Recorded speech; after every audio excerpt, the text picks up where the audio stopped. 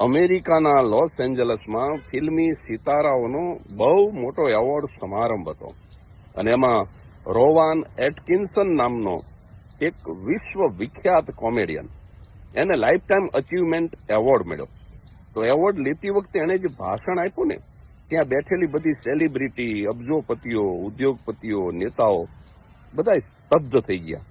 એ માણસ એવું બોલ્યો કે જો તમારો અવાજ લાખો લોકો સાંભળતા હોય અને તમે વંચિતો, શોષિતો, જરૂરિયાતમંદ માણસોનો અવાજ ન બની શકો તો આ દુનિયામાં તમે અવાજ નહીં, દેકારો વધારવા માટે આવ્યા છો.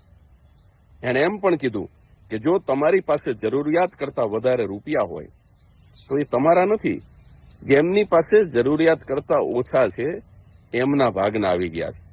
અને એ રૂપિયા તમે એ જરૂરિયાતમંદ લોકોને આગળ લાવવા માટે જો ન વાપરો તો તમે મનુષ્ય રૂપેણ મૃગાસ ચરંતી, તમે માનવ હોવા છતાં પશુનું જીવન જીવી રહ્યા છો. એ બોલીને અટકી ન ગયો.